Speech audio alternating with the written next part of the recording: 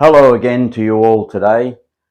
Today I'd like to clarify a few points about that conundrum that everybody seems to be asking. Are we living a physical life in a spiritual body, or are we living a spiritual life in a physical body?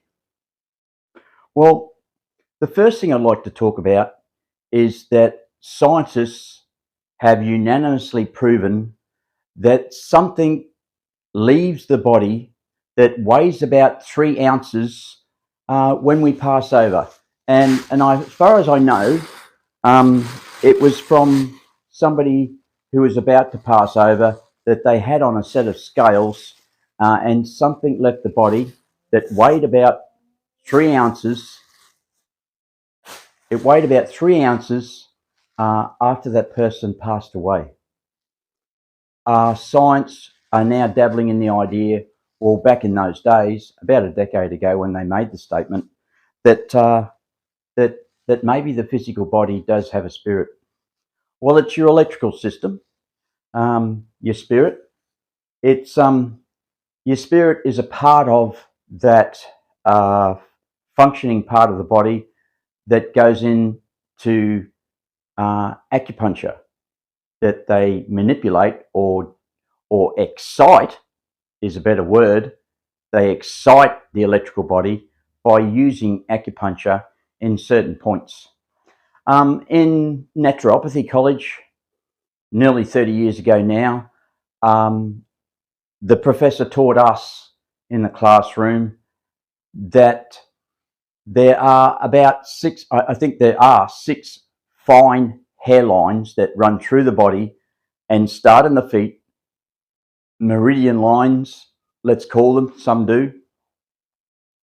that run through the body, that start in the feet and run through the body, or run through the body and finish in the feet. And so reflexology and acupressure in those points, and acupuncture, of course, in those points is very good. It's a well-known fact that when you use deodorant, which is some sort of aluminium oxide base, in your armpits, that the smell comes out in your feet. Well, it used to anyway, so maybe they've changed the formula. So yeah, to tell you again, that weighs about 3 ounces, that bag, and from the deli, of course, or the fruit stores.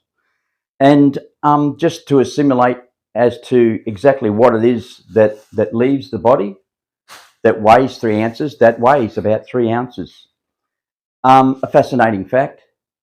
And so what I really need to explain is this conundrum about, do we live in a physical body experiencing a spiritual experience? Well, what's happening is, the reason why lots of people are asking that question, and let me tell you, let me show you that man did have intelligence thousands of years ago.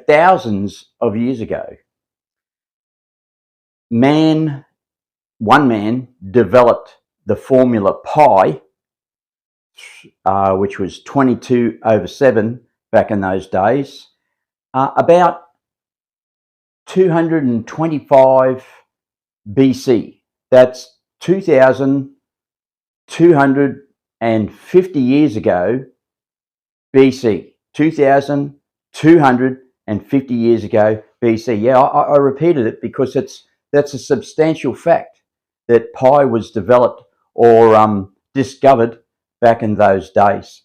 And back in those days, around that time, a chap, the name just escapes me right now, but a chap looked down a well and saw his reflection directly below him, meaning that the sun was directly above him.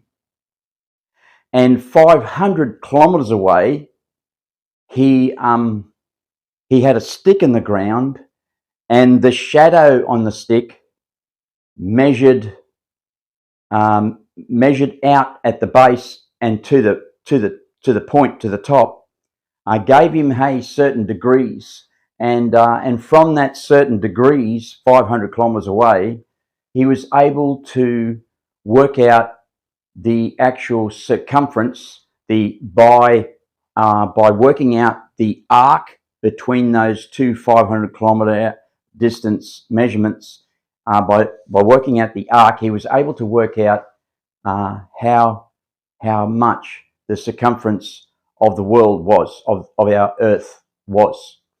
And apparently he was about 1% inaccurate in those days. So man's intelligence, is what I'm trying to say, is pretty good.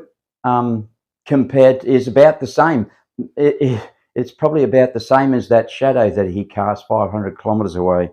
So socially, we may have evolved quite a bit, thankfully in a fantastic way, by including criminal laws like, sorry to say, murder and stuff like that. I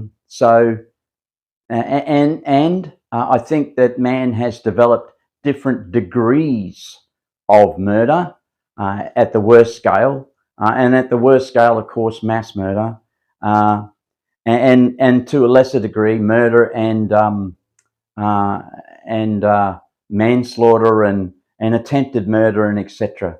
Those criminal laws have recently evolved, and so we could probably gauge our social status, where we are socially, by some of those criminal laws. So what I'm going to say is that in the early days, way back, because we read from left to right, in the early days, as Neanderthals, our Earth wasn't spinning very fast. In fact, it wasn't rotating at all. And I'm going to show you the diagram that's on the front of my book, where it depicts our Earth here and these 4 lines spanning from our sun. The book is called The Holy Grail of Science by Mick Cox. Now, what happened was, with 4 metallic planets, 4 giant gas planets, and early science only discovered 4 dwarf planets with a glass telescope, which are still the largest dwarf planets here today. Some are now calling them satellites and meteorites and stuff, but they are planets.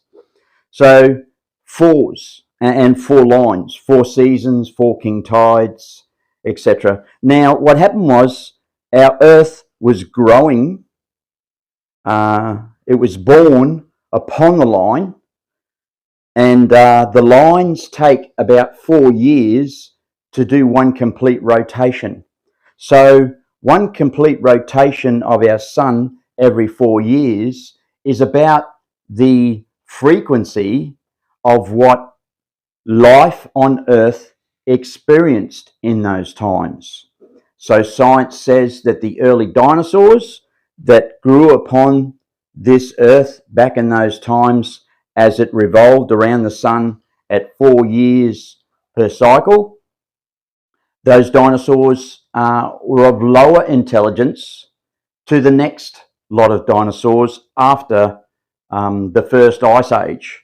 And I say that those first dinosaurs were living or growing upon Gondwana land, which is a one landmass continent, which all of our Earth consisted of, all of the physical land consisted of. So as Gondwana land, the Earth was stagnant. It wasn't rotating every 24 hours. It was locked in on the line and rotating only at 4 cycles per year. And to tell you that, because it wasn't rotating 24 hours, and because it wasn't orbiting 365 days a year, it was only staying stagnant, still on the line, locked in on the line. As it grew, the front face, which would have faced into the wind, and of course it was going in that direction, an anti-clockwise direction in this diagram. I'm not exactly sure whether those lines are curved in the right direction, it doesn't really matter. But what I am saying is that the Earth was locked into the line, and as it rotated 4 years, a cycle every 4 years, it was very, very slow in frequency. If we were to talk in electrical terms, and there is an electrical energy on our Earth, as we know. So Gondwana land gathered on the front face of that Earth that was locked in place.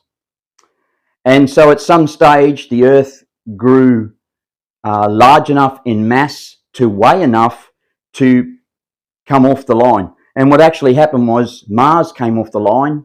Mars struck our Earth as it began its own orbit and struck our Earth. And Mars is now in a D shape, according to science.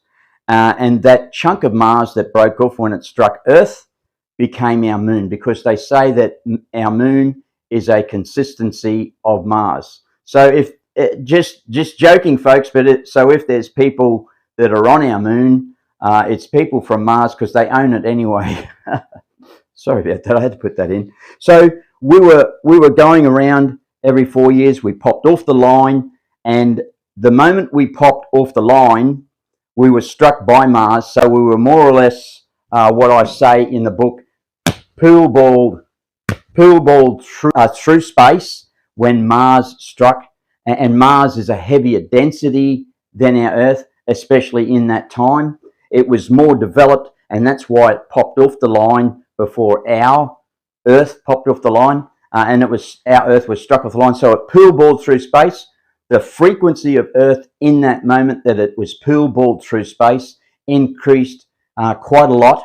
And science tells us that at the time of the first ice age or so, they don't say that it popped off the line struck by Mars. They say that the first ice age happened. And around the time of that first ice age, some insect that looked a lot like a spider, but was not a spider, developed or evolved very fast into becoming a spider.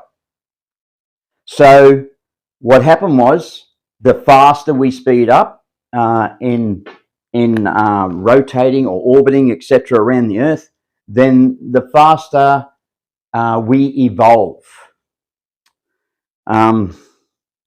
Now, the reason why I'm telling you that is that in the early days, when we were on the line, when we were living, when we locked in on the line and the frequency was low, the intelligence of the first dinosaurs were low.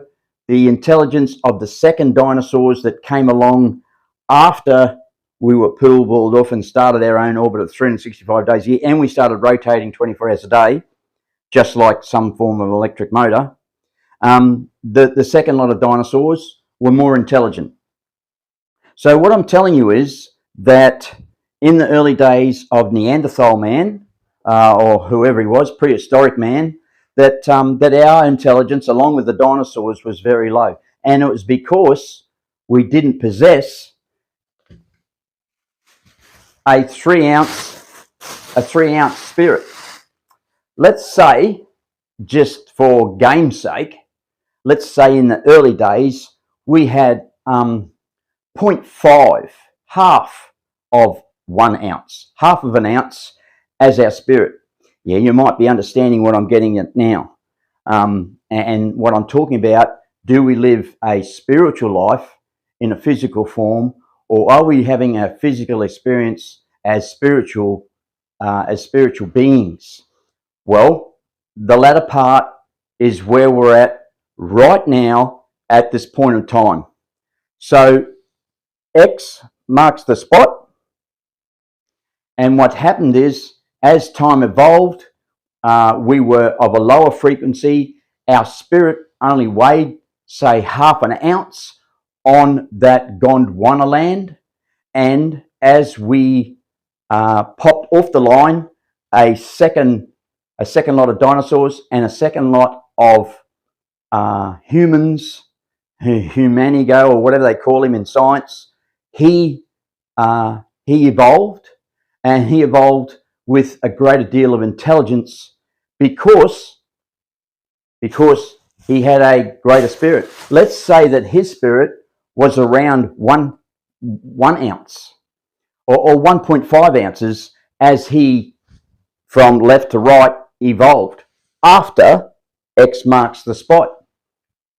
So where we are right now is at X marks the spot right now, and it's at a point in time where our physical body is in balance, is a better way of putting it, is in balance with our spiritual body. And of course, as we go on, we're talking about now the fifth dimension, and the fifth dimension to me is all about somehow we are evolving at a faster rate. I don't know why. Why our Earth might be spinning faster to increase the frequency.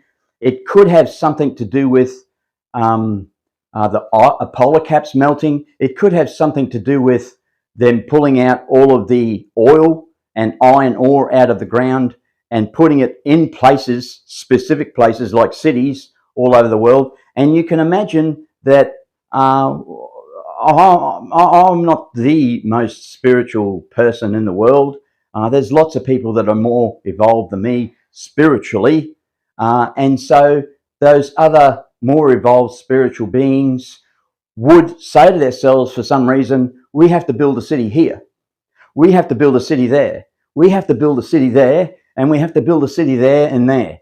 So they're balancing up. They are trying to, subconsciously probably, or guided by God, to balance up the globe and to slow down the frequency of our Earth now spinning or revolving in an elongated shape or egg shape, which might be causing us to, due to the gyro force, might be causing us to increase in frequency.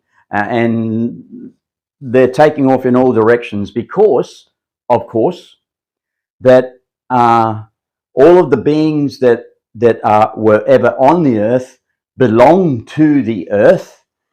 And because those beings belong to the Earth, man is wiping out massive amounts of animals in the wild, and those animals can't reincarnate again as the same creature, and they can't reincarnate again as another creature because man's wiping out so many of them and taking their homes where they just can't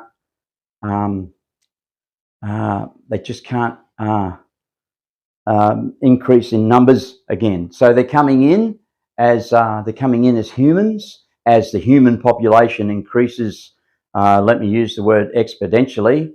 It's just going gangbusters.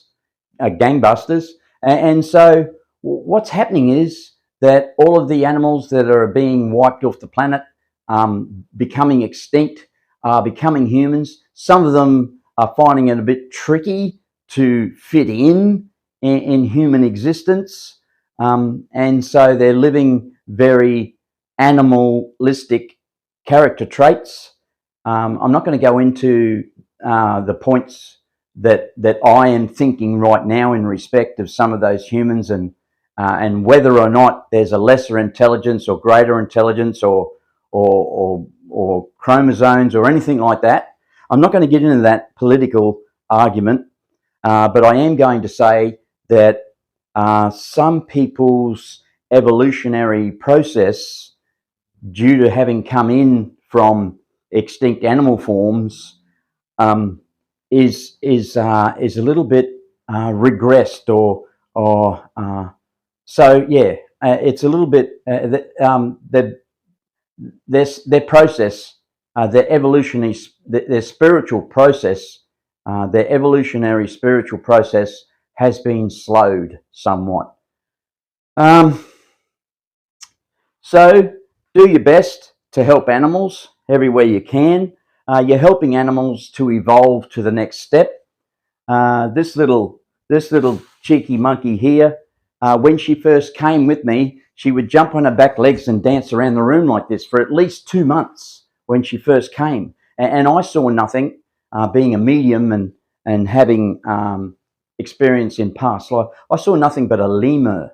And so there are certain characteristics about little Karma here that fit in very, very well with creatures around that same size and etc. And so, you know, to do what you can to help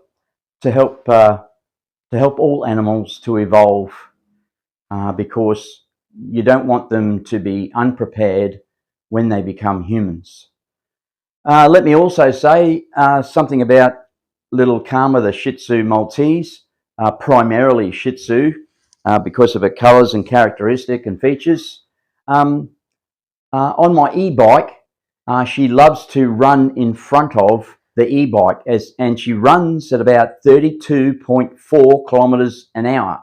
It increased over the first 18 months that I have, and I haven't clocked her for a while, but she just absolutely loves to run.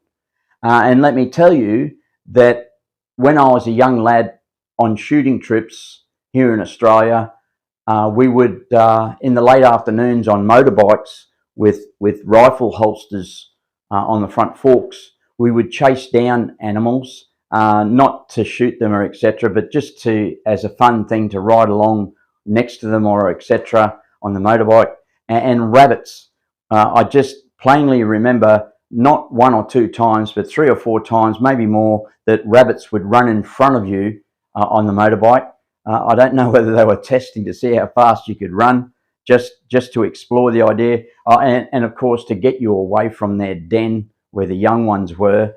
But Karma absolutely totally reminds me of a rabbit when she runs in front of the e-bike at 32.4 kilometres an hour. She's very extraordinary with that. So yeah, there you are, 3 ounces. We started out as maybe 0.5, half an ounce, as the prehistoric man with the sticks and hunting and stuff.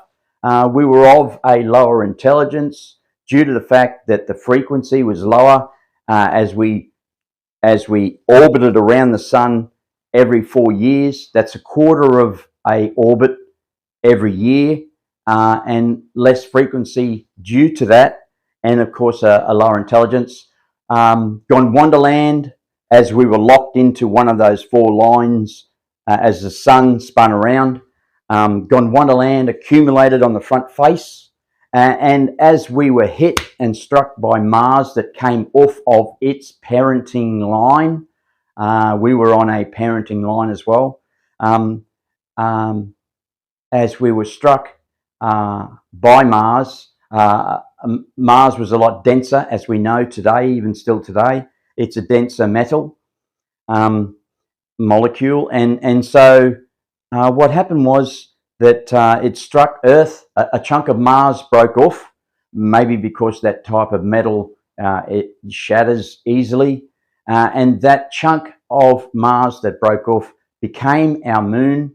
And let me also point out the fact that science tells us that there is some degree of water on the moon. Well, it struck our Earth in an ocean, and so Mars probably wouldn't have, Mars must have some sort of water or something on it due to the ocean, but the water that's on the moon, which is a chunk of Mars, had broken off and splashed, got a bit of water from the ocean onto it, which froze, of course. And so, just as a pun again, as a joke again, that chunk we call that chunk of Mars we call our moon belongs to Mars. So if there are any Martians out there, they have absolute rights to our moon. So, but I'm only kidding about that. I'm only kidding. There's probably no such thing as the Galactic Federation, who govern all of the rules in the galaxy, not the universe. And there's probably another universal body governing body as well. If what all of these people are saying on social media are correct about it. And I'm talking about those folk, those souls that are more spiritual than what I am. So don't disregard anything that you hear. Don't disregard anything. So anyway, there's your lot. There's your lot for the week, as the Poms say. 4 metallic planets. On the book it says 4 metallic planets, 4 giant gas planets, 4 large dwarf planets, 4 seasons to every orbit, 4 king tides, and 4 sets of neap tides every orbit. So before and after a king tide is a neap tide. So they're in pairs. And I told you in the book that at every pole face there are 3 strongest lines which generate 95 or 90% of all electricity that's generated in a generator. So those 3 strongest lines, the center one is the strongest, and a slightly weaker one each side, are reflected in the king tides. And now science tell us by the tide book that there are actually one particular tide every year that is actually the highest, and it's because in that polarity of our Earth, let's say that the king tide in September was very strong in the southern hemisphere.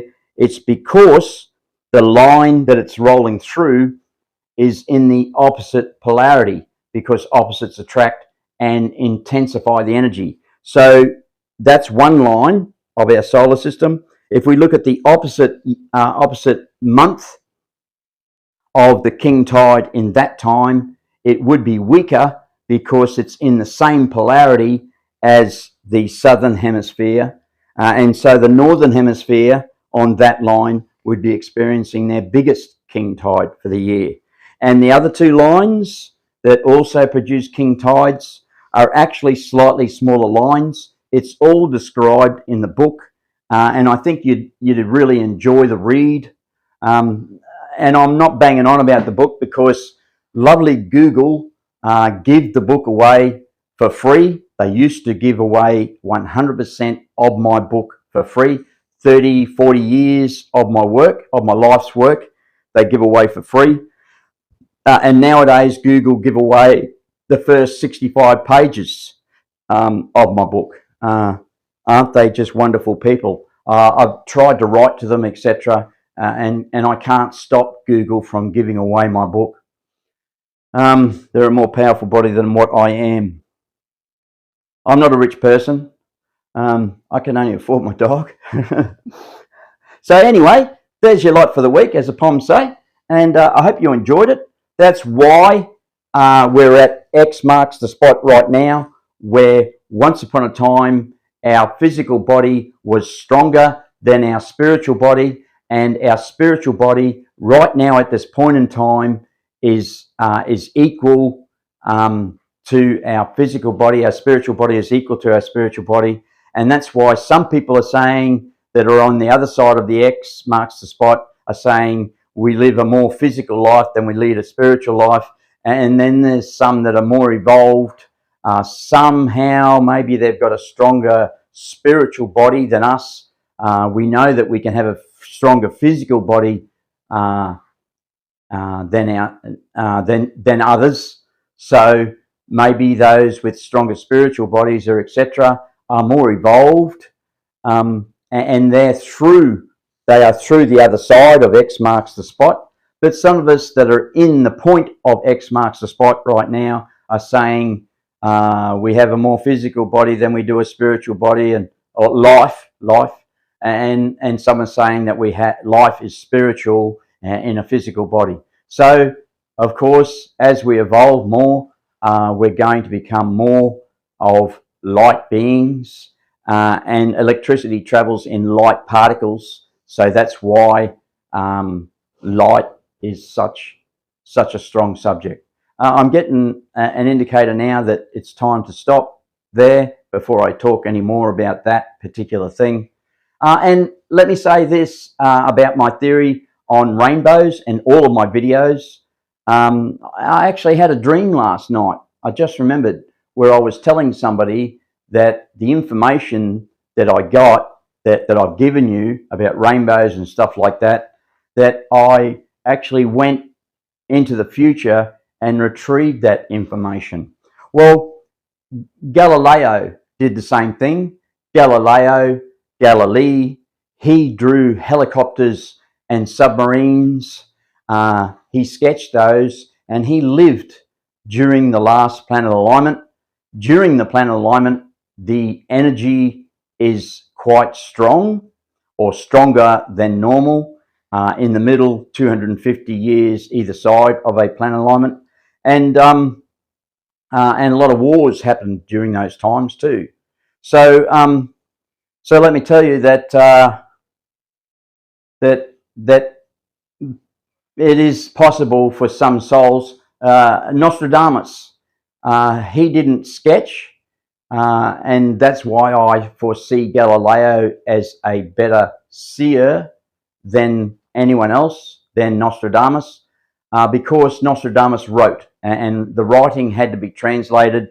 And I probably say that as a bias, because I had major dyslexia, and I couldn't read and write probably up until about when I published the book.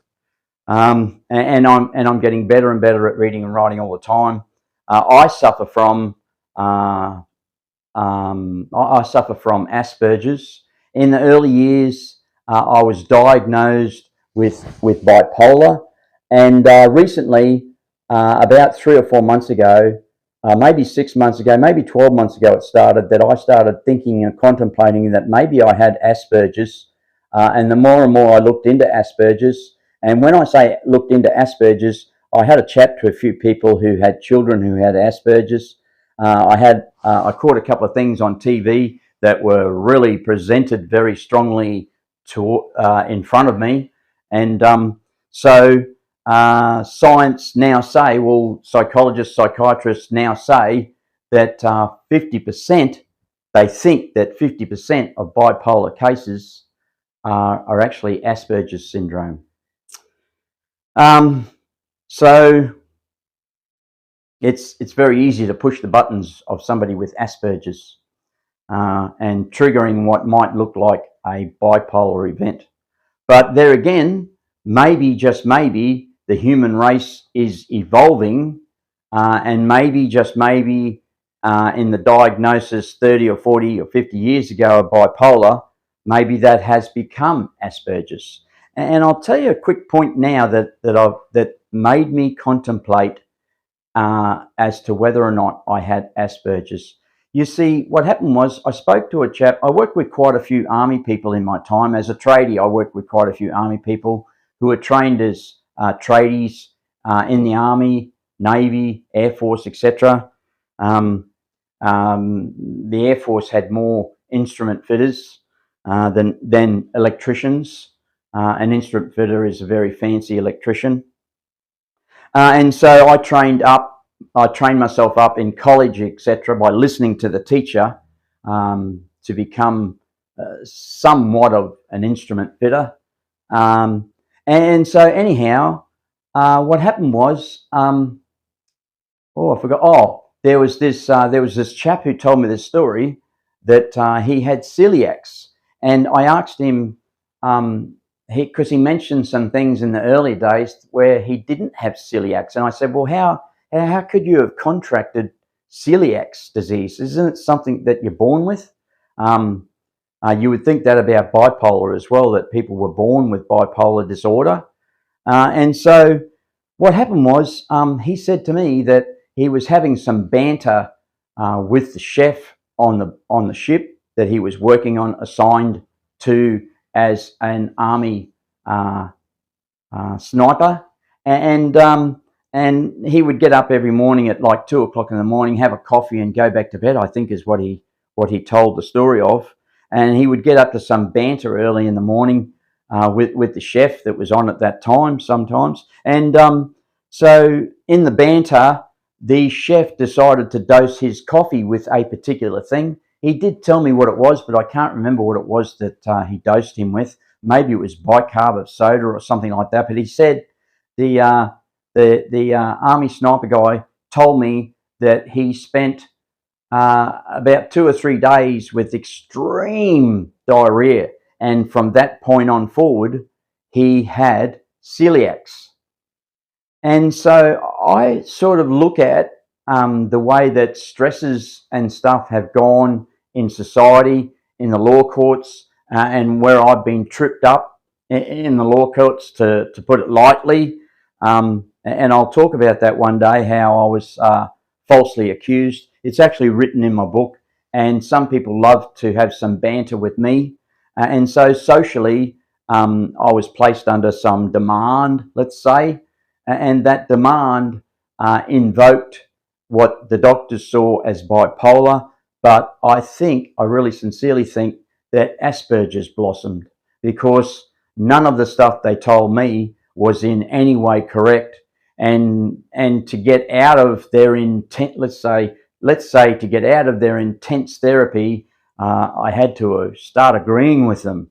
Man, that's not medical treatment, just simply to start agreeing with people. So anyway, the short story is that science, psychologists, psychiatrists are now telling us that 50%, they feel that 50% of all cases of bipolar are actually Asperger's syndrome, misdiagnosed.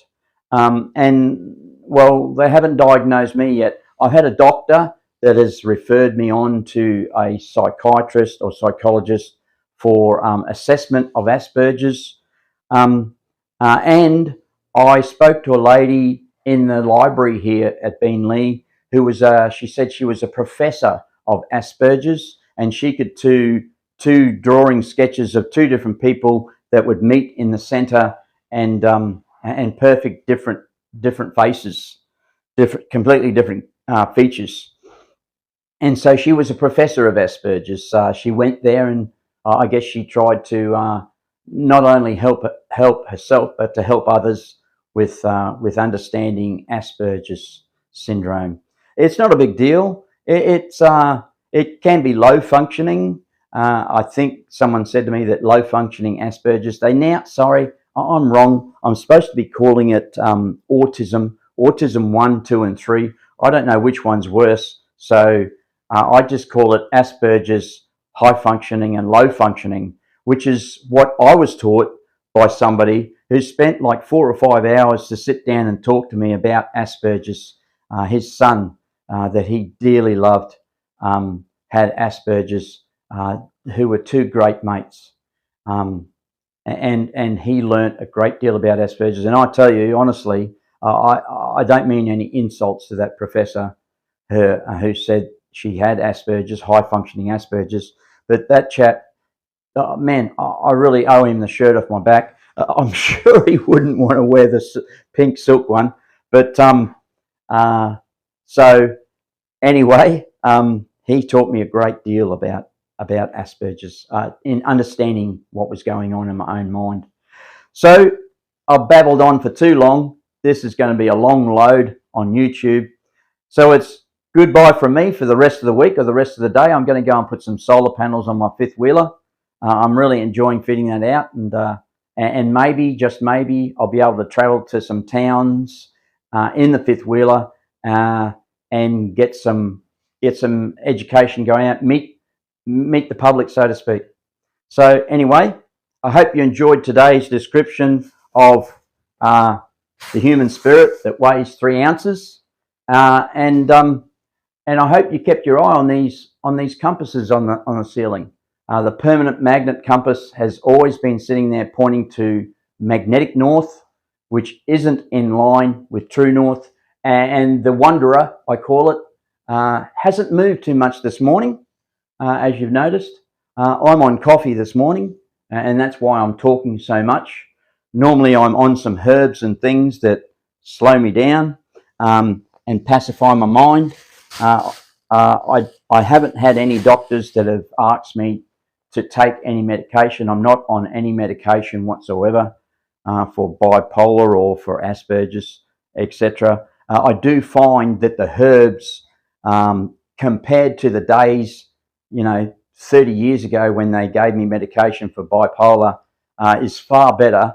It gives me clarity in thinking, and I'm able to think through with good nutrition. I'm able to think through difficult points that are mainly social. I get on well with everyone. I enjoy church. Socially, I enjoy church. That's the greatest aspect that I enjoy about church on a Sunday. It's not a church. Spiritualist church isn't a place where we have a Bible. To me, especially, I believe that Christianity and the Bible, of course, is an old religion. And when that religion started up, they started to attack that chap called Jesus, not Greases, Jesus. And let me say that there was only one person at his crucifixion.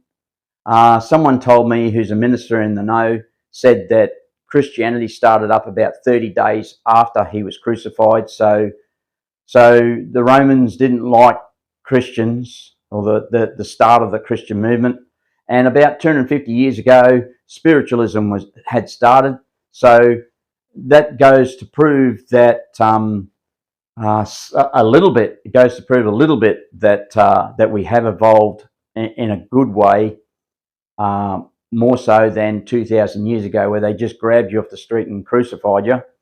There was thousands of people crucified, and there was only one person at his crucifixion, not 13, not 12.